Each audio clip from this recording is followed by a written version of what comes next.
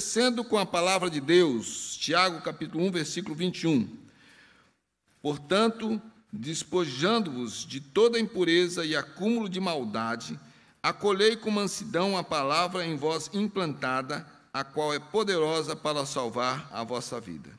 Deus amado, nós pedimos a iluminação do Teu Espírito Santo na nossa mente, no nosso coração, para entendermos essa palavra que o Senhor mesmo, através da ação do Teu Espírito Santo, inspirou no passado. Em nome de Jesus. Amém.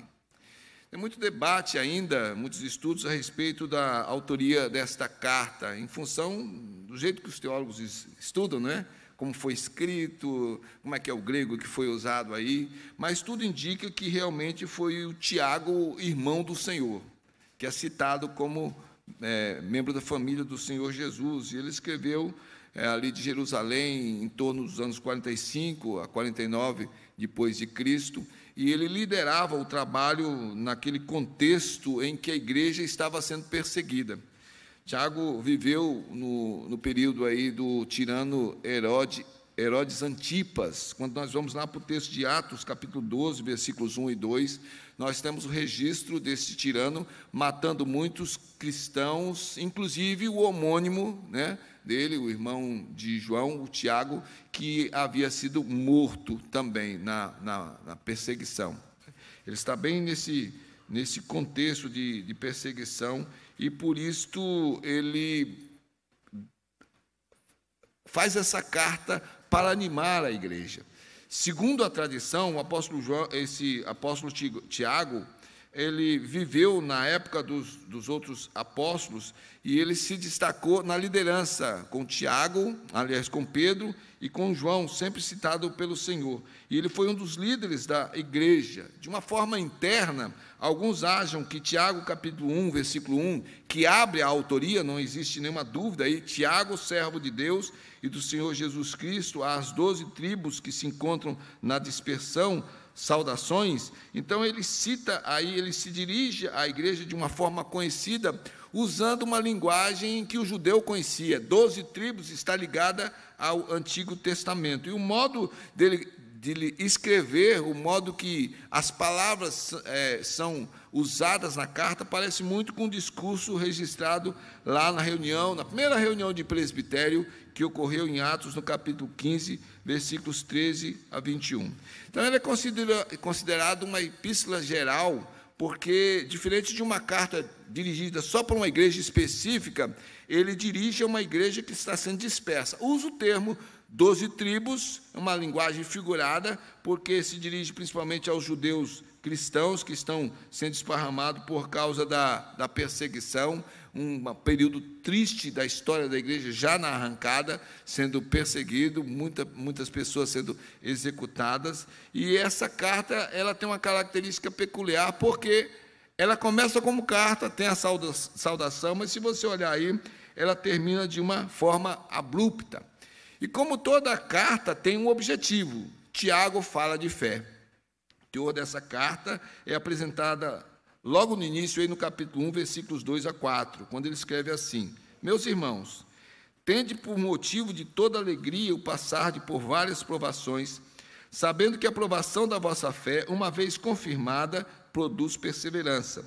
Ora, a perseverança deve ter ação completa, para que sejais perfeitos e íntegros, em nada deficientes. Então, o apóstolo vai trabalhar durante o desmembrar da sua carta a respeito de fé e obras, e em nenhum momento, embora uma certa doutrina queira reivindicar a doutrina de salvação pelas obras, nós não encontramos isto em Tiago. Resumindo a visão de Tiago, ele fala a respeito das obras algo assim: você não é salvo por causa das obras. Você faz as obras porque é salvo. Você não vai fazer coisas para merecer a salvação. Ninguém merece a salvação. Mas uma vez sendo alcançado pela salvação, o Espírito de Deus desenvolve em você a fé que quer servir a Deus, e no servir a Deus, você serve à humanidade. Talvez o versículo-chave, o texto-chave de Tiago, seja realmente como alguns querem classificar o capítulo 2, versículo 18. Mas alguém dirá: tu tens fé, e eu tenho obras. Mostra-me essa tua fé sem as obras, e eu com as obras te mostrarei a minha fé. Então eu sou chamado para viver praticando a palavra de Deus através da minha fé em Cristo Jesus. A sociedade precisa disso. Acabamos de fazer ainda agora um esclarecimento em nome da igreja. Irmãos, a sociedade, o mundo convulsiona, não há modelos. Se você acredita em alguém e diz, esse aqui é o top, esse político não mente, eu acredito nele, a palavra de Deus diz que maldito é o homem que confia no homem, porque a nossa salvação está no Senhor Jesus. Então, nenhum pastor presbiteriano vai ocupar um púlpito e dizer, olha, vote em A ou vote em B, esse aqui é de Deus, esse aqui é do diabo. O nosso papel como pastores da igreja presbiteriana e do conselho e dos presbíteros é orientar a cidadania dos membros da igreja, para que então votem com consciência.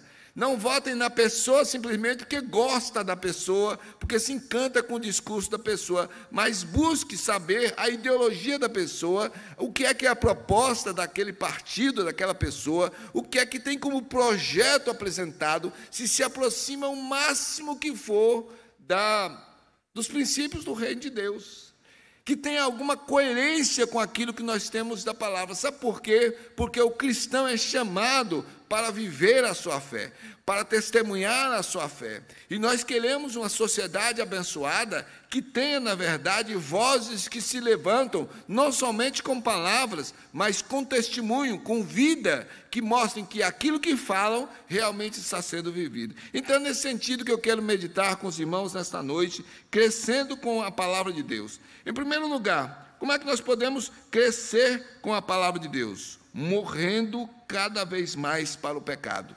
Veja aí a primeira parte do versículo 21, Tiago capítulo 1, versículo 21, a parte A. Ele diz, portanto, despojando-vos de toda impureza e acúmulo de maldade. A igreja fundada pelos apóstolos e começa a se expandir, aqui ele está falando com igrejas que estão sendo dispersas, a partir do capítulo 11 de Atos, não era a evangelização mais entre judeus, agora o ministério do apóstolo Paulo já tinha aberto as portas do evangelho para os gentios, então o evangelho vai entrando em outras culturas e muitas pessoas pagãs, idólatras, pessoas que eram satanistas até, são cansadas pelo evangelho, são convertidas, passam a fazer parte da igreja e ainda traziam em si algumas marcas, e é isso que o apóstolo está trabalhando aqui.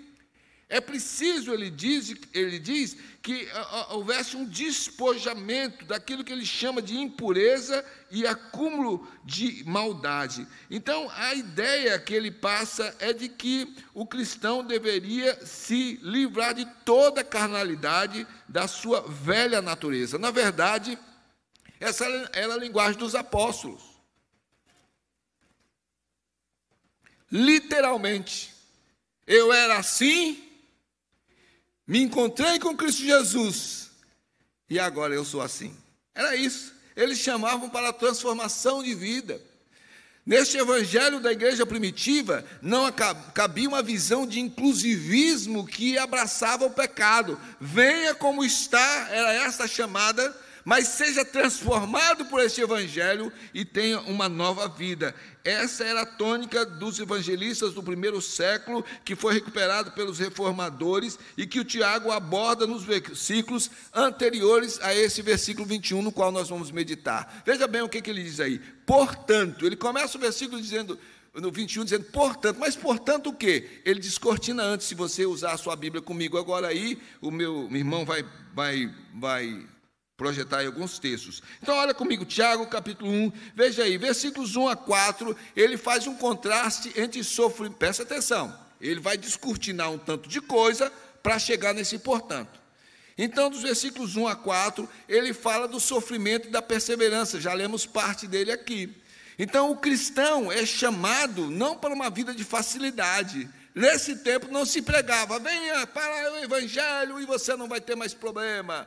Venha para o Evangelho, tenha o carro do ano. Venha para esse Evangelho e você não vai ser mais cauda, você vai ser cabeça, vai virar patrão, ninguém mais vai ser empregado. Não cabia nesse Evangelho. Ele dizia que nós somos chamados para perseverar no meio do sofrimento. Versículos 5 a 8, então ele recorre à visão de que nós precisamos ter sabedoria. Falamos ainda agora, o presbítero orou sobre isso.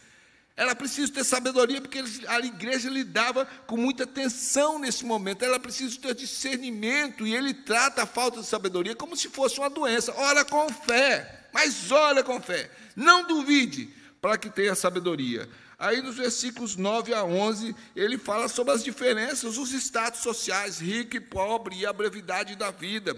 Ele trabalha sobre esses valores que no meio cristão deveriam ser observados de uma forma diferente como o mundo vê. Nos versículos 12 a 15, ele fala da perseverança diante da tentação. Ninguém pode dizer que não será tentado. Também trabalhamos nisso hoje. Tem algumas pessoas que acham que é só os outros, mas todos nós corremos o perigo. Por quê? Ele diz, nós temos dentro de nós a sementinha da cobiça. E ele então ensina que Deus é justo, ele não deixará que nós sejamos tentados sem providenciar, através da ação do seu Espírito Santo, uma perseverança tal que possa vencer essa tentação que tem só um objetivo, levar para a morte. Aí, dos versículos 16 a 20, ele fala sobre uma coisa que nós precisamos muito hoje, né? Sabedoria quanto a ouvir e falar, comunicação. Eu usei até uma expressão hoje de manhã que alguns acharam interessante. Vê uma notícia, já sai correndo, julgando, condenando, falando, fazendo discurso. E ele diz, precisa de sabedoria. Porque esses irmãos, eles eram submetidos a muitas pressões por onde passavam. Eles iam levando o Evangelho. E eles tinham pessoas que levantavam oposição àquilo que estava sendo pregado. Então, é preciso ouvir, é preciso saber ouvir. E aí, então, depois que ele descortina essa relação, ele diz, portanto, entendem? Ele diz, então, portanto, diante de tudo isso que eu falei para vocês, vocês precisam se despojar. Despojando-vos significa não somente tirar a roupa, mas é jogar a roupa fora. Esse despojando-vos dá a ideia de tirar a roupa de toda a carnalidade, daquilo que traziam do paganismo, daquilo que traziam do mundanismo, para receber uma roupa totalmente nova, lavada, regenerada. E ele diz então, continuando o versículo, despojando-vos de quê? De toda impureza e acúmulo de maldade. O Evangelho alcançava, como eu disse, pessoas de diferentes origens. Tinha o judeu, que estava envolvido com o legalismo do judaísmo, estava agarrado em rituais. Mas tinha o pagão, o gentil, que vinha da idolatria, que vinha do paganismo. Alguns vinham de religiões que ofereciam crianças ainda em sacrifício. Havia alguns que serviam a demônios, se prostituíam em nome da religião. Então veja aí em Tiago capítulo 1, versículos 13 a 15, aquilo que ele fala a respeito deste ambiente de tentação, quando ele diz, ninguém ao ser tentado diga, sou tentado por Deus, porque Deus não pode ser tentado pelo mal, e ele mesmo a ninguém tenta. Ao contrário, cada um é tentado pela sua própria cobiça, quando esta o atrai e seduz. Então a cobiça, depois de haver concebido, dá à luz ao pecado, e o pecado, uma vez consumado, gera a morte.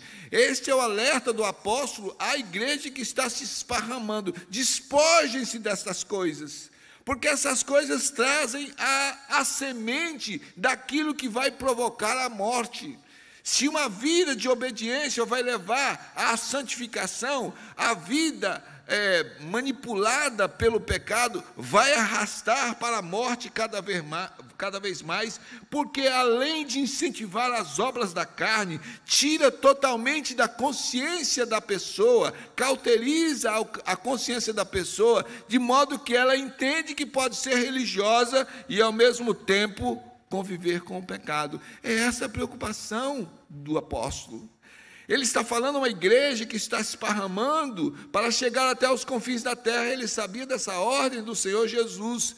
E a visão dele é que cada um desses crentes, cada uma dessas pessoas, homens e mulheres, que levassem o nome de Cristo Jesus, fizessem com uma nova roupagem. Sabe, encontrasse alguém que já conhecia antes e começasse um tipo de fala e de testemunho e a pessoa então dissesse: mas escuta, você não era aquele que servia aquele Deus tal? E a pessoa se apresentar como alguém que havia se despojado daquela veste religiosa de falsidade e estava agora revestido da presença do Senhor Jesus. Aí no capítulo 3, versículos 10 a 12, o apóstolo Tiago trabalha em algo que realmente é um perigo muito grande para a igreja. E eu já disse isso aqui uma vez no sermão. Gente, nós temos um perigo muito grande. A gente pega o pecado e a gente faz uma lista de pecado. Este aqui é pecado, este aqui é pecado. Mas tem uma outra listinha que também é pecado, mas a gente deixa meio escondida. Porque é uma coisa mais ou menos assim: não, isso aqui é pecado, isso aqui escandaliza. Agora, isso aqui é mais um jeito nosso. Veja como ele trata disso no capítulo 3, versículos 10 a 12. De uma só boca procede bênção e maldição. Meus irmãos, não é conveniente que essas coisas sejam assim. Acaso pode a fonte jorrar do mesmo lugar o que é doce e o que é amargoso? Acaso, meus irmãos, pode a figueira produzir azeitonas ou a videira figos? Tampouco fonte de água salgada pode dar água doce. A duplicidade de comportamento. Ele sabia que algo que poderia enfraquecer a igreja no avanço com o evangelho era uma só pessoa tendo aí uma dupla personalidade, uma bipolaridade espiritual, sabe? Aquele que vai causar divisão no meio do povo de Deus. É preciso se despojar. Ele diz: tira essa roupa e joga fora. Essa é a aplicação dele para a igreja, para as igrejas que estão se esparramando. Se livrem de tudo aquilo que for mundanismo. Uma linguagem parecida é usada pelo apóstolo Pedro, lá na primeira carta, no capítulo 2, versículo 1 e 2. Ele diz assim: despojando-vos, portanto, de toda maldade e dolo, de hipocrisias e invejas, e de toda sorte de maledicências, desejai ardentemente, como crianças recém-nascidas, o genuíno leite espiritual, para que por ele vos seja dado crescimento para a salvação. Os apóstolos sabiam muito bem que um tipo de vida fragilizada no que diz respeito à sinceridade na prática da vida espiritual poderia colocar a igreja em risco. Nós precisamos, ele diz aí, para a igreja, ele sabe, precisamos morrer para o pecado. Isso é a base do ensino sobre a santificação, morrer cada vez mais para o pecado. Deste ensino, quando a carta chegava aos crentes que estavam se esparramando, então havia uma lembrança daquilo que Jesus havia ensinado aos seus discípulos e que seus discípulos, agora apóstolos, que são enviados ao mundo, faziam lembrar o tempo todo. É necessário morrer para tudo aquilo que o mundo propõe e ser uma nova criatura em Cristo Jesus. Eu me lembro aqui das palavras do pastor João Paulo, hoje de manhã, quem veio de manhã ou quem acompanhou pela internet, que sermão, falando sobre a revitalização da igreja. E então ele nos lembrou, olhando para a carta do Senhor Jesus aos Efésios, a Éfeso, então ele chegou à conclusão, nos levando a pensar: lembra de onde é que você caiu? O apóstolo Tiago, a palavra dele pode ser aproximada com a palavra que o pastor trouxe hoje de manhã, sabe? Porque para nós nos despirmos e nos revestirmos, em algum momento podemos ter o perigo de novamente estarmos caindo na nossa carnalidade. Lembra de onde é que você caiu, onde é que você tropeçou, o que foi que aconteceu? Arrepende e volta a ter uma vida de uma nova criatura. Hoje, irmãos, quem sabe seja o dia para alguns de nós assumir um propósito diante de Deus. Eu quero morrer cada vez mais para o pecado. Eu quero me despojar Daqui a pouco eu faço aplicação na conclusão, mas pense aí, daquilo que você pode se despojar da sua vida, não pode estar presente na vida do cristão. Essa era a palavra do apóstolo Tiago aos nossos irmãos da dispersão. Mas, em segundo lugar, para crescer espiritualmente com a palavra de Deus, é preciso viver cada vez mais como um salvo. Veja aí a parte B do versículo 21. Ele diz, acolhei com mansidão.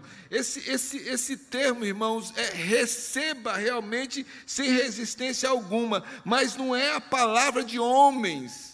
Eles estão falando em nome de Deus através da ação do Espírito Santo. Então é para que aqueles crentes deixassem o Espírito Santo que havia inspirado a palavra de Deus, que era o Velho Testamento que eles tinham nas mãos, e que a palavra de Deus que agora estava sendo formada através dos escritos dos apóstolos, pudesse iluminar as suas mentes.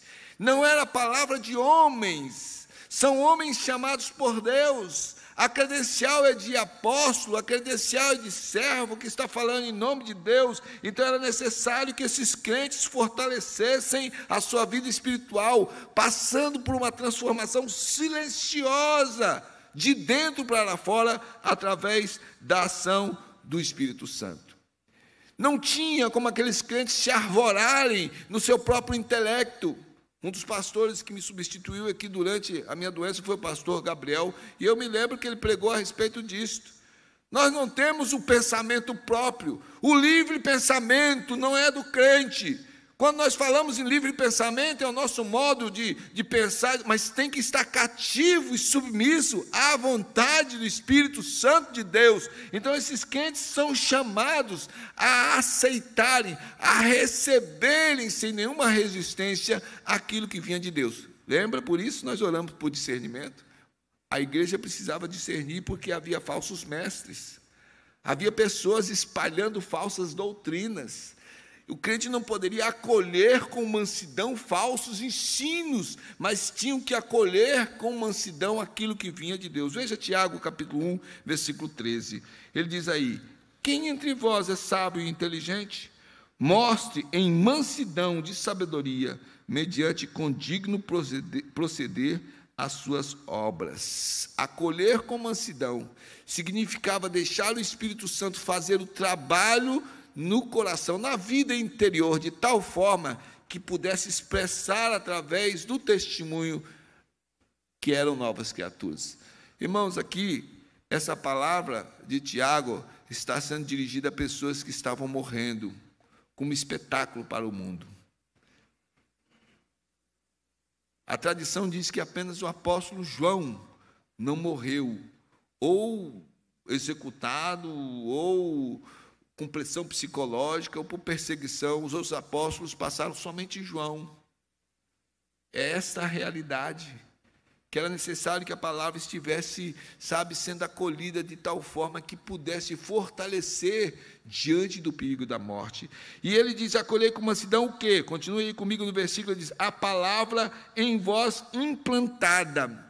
Não é a palavra do homem, é a obra da salvação, é a implantação do Espírito Santo na alma, era o convencimento. Eram pessoas que serviam a demônios, eram pessoas que serviam a ídolos, eram pessoas que serviam a homens. E agora, recebendo com mansidão, sem resistência ao Espírito Santo, tinham em si plantada. A linguagem aqui é uma semente. Abre-se lá o solo, coloca-se lá no lugar bem profundo a semente e então cultiva-se o crescimento. Veja aí Tiago capítulo 1, versículo 18. Pois segundo o seu querer, ele nos gerou pela palavra da verdade, para que fôssemos como que primícias das suas criaturas. Pela soberania de Deus, o apóstolo está dizendo, ele enviou a sua palavra. E vamos nos lembrar que o Novo Testamento estava sendo escrito. Era preciso que a igreja realmente tivesse a sensibilidade espiritual para identificar, meus irmãos e irmãs, aquilo que vinha do próprio Deus, para não cair no perigo das heresias. Então, Deus escolhe em Cristo Jesus, Deus chama para a comunhão da igreja, Deus dá a sua palavra, Deus planta a fé no coração, Deus opera a conversão, Deus alimenta a perseverança, através da palavra de Deus. A segurança desta igreja sendo perseguida. Chegava a notícia para alguém mais ou menos assim: meu irmão, sabe o irmão fulano de tal? Pois ele foi decapitado. Ele morreu. A diferença da palavra no coração nesse momento. Porque há alguns que não têm realmente essa conversão, esta palavra, não tinham, negavam a Cristo Jesus. Alguns identificam o pecado para a morte, que era aventada pelos apóstolos, que alguns hoje ficam inventando que é isso, que é aquilo outro. Alguns identificam o pecado para a morte com o fato de alguém negar a Cristo Jesus. No momento da pressão, no momento da perseguição, no momento de dizer, nega Jesus e fica vivo, ou então você vai morrer. Neste momento, se a pessoa negasse Jesus para continuar vivo, os apóstolos identificavam como pecado para a morte. Diz os historiadores que as pessoas da igreja nem queriam mais contato com essas pessoas, porque perderam a oportunidade de morrer pela palavra que tinha sido implantada no coração. Junta esse versículo 18 que eu citei agora com o versículo 17. Tiago 1, 17 e 18. Leia junto comigo agora, acompanha aí essa porção. Ele diz, toda boa dádiva e todo dom perfeito são lá do alto, descendo do Pai das luzes, em quem não pode existir variação ou sombra de mudança. Aí ele diz, pois segundo o seu querer, ele nos gerou pela palavra da verdade, para que fôssemos como que primícias das suas criaturas. Aí ele diz, portanto, é preciso se despojar, joga toda a roupa velha fora. E então acolham com mansidão esta palavra que é plantada através da conversão. E ele termina o versículo dizendo, a qual é poderosa para salvar a vossa alma. Eu creio que nenhum de nós aqui passou por isso ainda, porque em alguns países estamos passando por isto. Recebemos, irmãos, através das agências missionárias, pedido de oração por irmãos nossos que estão sendo perseguidos e mortos por causa de alguns regimes políticos. Prendem porque tem uma Bíblia na sua casa. Prendem e matam porque são pessoas que falam do nome de Jesus. Essa perseguição já vem desse tempo. Então, o que o apóstolo está dizendo aqui é, não importa o perigo da morte, esta palavra opera a vossa salvação. A morte não pode deter. Não há salvação fora de Cristo Jesus, não há como se chegar a Cristo Jesus se realmente não for através do poder do Espírito Santo que é revelado em sua palavra. Entendem? Irmãos, não é de agora, mas desde este tempo a palavra de Deus tem sido perseguida. Governos de homens e tiranos já se levantaram, tentando destruir esta palavra. Vivemos num tempo agora em que alguns lugares, irmãos, estão sendo mortos, mas já foram mortos assim no passado, e não estão negando a Cristo Jesus. O diabo já tem uma outra artimanha e entra no meio da igreja hoje, como já entrou no passado, no tempo de Tiago, que é deturpando a palavra, colocando heresias na palavra. Hoje nós temos uma Bíblia chamada Bíblia Inclusiva, onde partes da Bíblia foram arrancadas porque condena pecados, e numa nova ideologia não há pecado. É tudo fruto do nosso querer. E Deus é um Deus bonachão desse tempo, irmãos, não é coisa de agora, desde o passado. Tiago está dizendo que esta palavra, no entanto, é poderosa para salvar a alma. E isto é que fortalecia esses crentes debaixo do fogo da perseguição, sob a ameaça da morte, sob tortura, não negavam a Cristo Jesus como Salvador. O que é que nós vamos fazer diante disso, irmãos? Homens e mulheres que eram santificados pela palavra e que viviam essa palavra a tal ponto de fazer com que o seu sangue jorrasse para que o evangelho prosperasse. A igreja não pode ter medo de perseguição. Quanto mais perseguir esta igreja, no tempo de Tiago, mais a igreja ia se esparramando pela terra e chega até os nossos dias. A igreja não deve temer a perseguição. Eu me lembro aqui também do sermão do pastor João Paulo, hoje de manhã, quando ele falou de revitalização da igreja, porque a igreja tem sido chamada a voltar ao seu primeiro amor, falando de Cristo Jesus como Salvador, pregando Jesus como Salvador. A igreja tem tantas coisas, outras coisas que deve fazer. Nós temos a nossa vida, a nossa família, o nosso lazer e devemos vivê-lo, mas nada pode ocupar a prioridade de uma igreja que vai buscar, pelo amor e pela misericórdia, alcançar e salvar os perdidos. Irmãos, versículo 21. Antes do versículo, ele discorre aquelas aplicações, diz, portanto, agora ele nos diz, despojem-se de tudo isso, recebam com mansidão esta palavra, e vivam esta palavra que salva. Eu quero ir para a conclusão, olhando o que ele fala depois do versículo 21, porque ele faz uma aplicação aí, através de uma exortação e uma chamada da igreja a viver realmente aquele evangelho santo, uma religião pura e verdadeira que agrada a Deus. Tiago 1, 22 a 27, ele diz, tornai-vos, pois, praticantes da palavra e não somente ouvintes, enganando-vos a vós mesmos. Porque se alguém é ouvinte da palavra e não praticante, assemelha-se ao homem que contempla no espelho o seu rosto natural, pois a si mesmo se contempla e se retira, e para logo se esquece de como era a sua aparência. Mas aquele que considera atentamente na lei perfeita, lei da liberdade, e nela persevera, não sendo ouvinte negligente, mas operoso praticante, esse será bem-aventurado no que realizar. Se alguém supõe ser religioso, deixando de refrear a sua língua, antes enganando o próprio coração, a sua religião é vã. A religião pura e sem mácula para com o nosso Deus e Pai é esta, visitar os órfãos e as viúvas nas suas tribulações e a si mesmo guardar-se incontaminado do mundo. Irmãos, como é que nós podemos crescer com a palavra de Deus? Morrendo cada vez mais para o pecado e vivendo cada vez mais como um salvo em Cristo Jesus. Vamos aplicar isso à nossa vida? Então, uma aplicação que podemos tirar desta mensagem é, viva com discernimento. Para ter discernimento, é preciso crescer na santificação, ouvindo a palavra de Deus, buscando a palavra de Deus em meio a tantas vozes. Acabamos de ministrar ainda há pouco no culto. São tantas vozes, são muitas vozes. Precisamos ouvir a voz de Deus.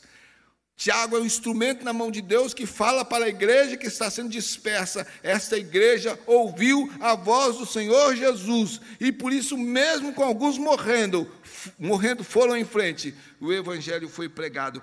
Viva com discernimento, ore para que você tenha discernimento. Veja aí Tiago capítulo 1, versículos 5 a 8. Se porém algum de vós necessita de sabedoria, peça a Deus, que a todos dá liberalmente, nada lhes impropera, e ser-lhe-á concedida. Peça, porém, com fé, em nada duvidando, pois o que duvida é semelhante à onda do mar, impelida e agitada pelo vento. Não suponha este homem que alcançará do Senhor alguma coisa, homem de ânimo dobre, inconstante em todos os seus caminhos. Peça discernimento, em nome de Jesus. Precisamos de discernimento no relacionamento conjugal, precisamos de discernimento no movimento da nossa família, precisamos de discernimento lá no lugar onde a gente trabalha. Sabe por que o mundo hoje está aparelhado? Sabe aquele negócio que você diz de vez em quando erra? Ah, foi um minuto de bobeira.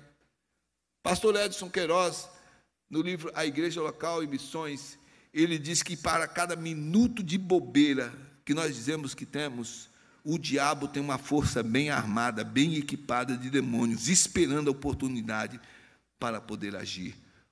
Ore por discernimento, viva com discernimento. Em segundo lugar, testemunhe fielmente. Em meio à situação que nós nos encontramos hoje como nação, o nosso Brasil precisa ver Jesus, precisa conhecer Jesus e vai conhecer através do nosso testemunho fiel e verdadeiro, não importa a circunstância. Eu vou pegar um pouco pesado no sentido de perca o seu emprego, entre na fila dos desempregados, mas não faça coisas desonestas. Você precisa testemunhar fielmente. Você é de Jesus, você tem princípios, você pertence a Ele. Você se despojou do mundanismo e tem a palavra plantada no seu coração. Não tenha medo da providência de Deus. Testemunhe de uma forma fiel. Diante da pregação de João Batista, essa foi a pergunta: o que é que eu vou fazer? O que é que eu vou fazer? E ele disse aos soldados, à multidão, aos religiosos, resumindo: vocês faziam isso? Errado? Não façam mais. Testemunhe fielmente. Tiago, capítulo 1, versículos 2 a 4. Ele escreve: meus irmãos, tende por motivo de toda alegria o passardes por várias provações, sabendo que a aprovação da vossa fé, uma vez confirmada, produz perseverança. Ora, a perseverança deve ter ação completa, para que sejais perfeitos e íntegros, em nada deficientes. Viva com discernimento. Testemunhe fielmente. E, finalmente, contraste a sua vida com aquilo que a palavra de Deus requer. Vou fazer o link aqui com o sermão hoje de manhã do pastor João Paulo. Pense na sua vida. Olhe para a palavra. Veja onde é que você caiu. Faça essa avaliação. Se arrependa. Confesse diante do Senhor. Contraste o tipo de vida que você está tendo e aquilo que a palavra de Deus requer.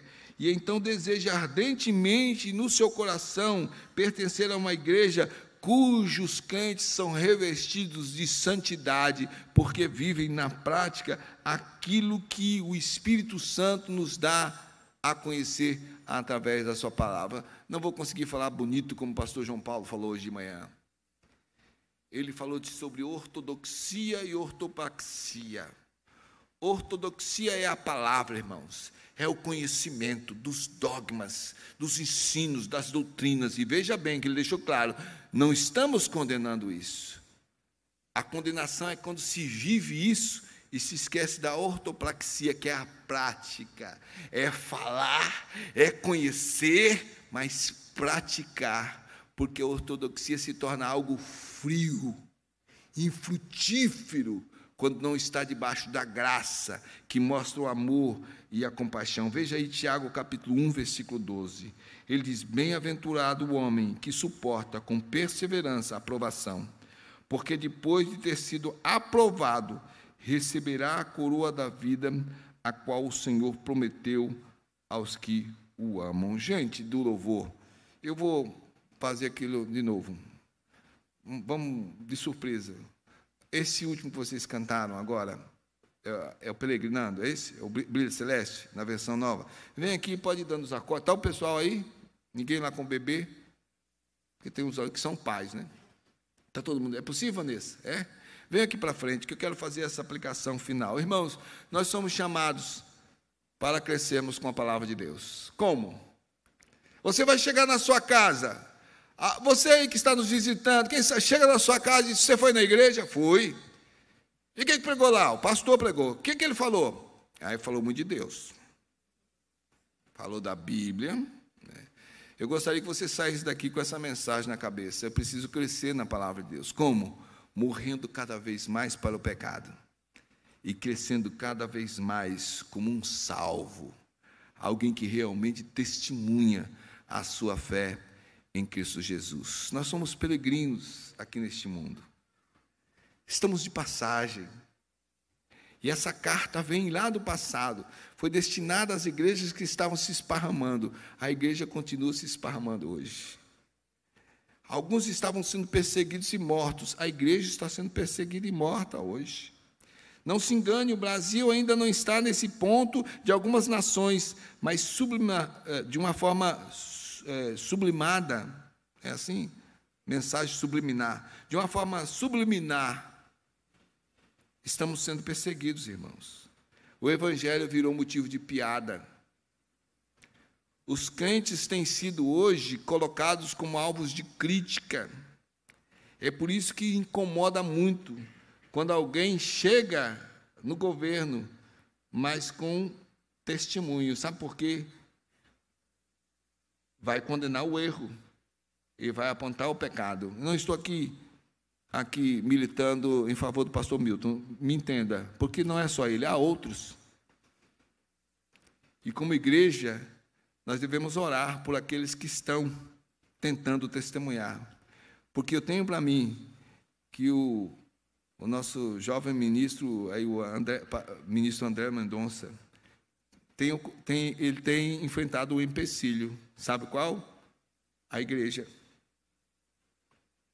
Uma igreja que deve orar, porque é alguém que está no Supremo Tribunal Federal e que tem os princípios da palavra no coração, está sob pressão. Então, a gente orar para que Deus dê discernimento, coragem, ousadia, e ao invés disso, algumas vezes a igreja se coloca como crítica, como acusadora, e se enfraquece o evangelho.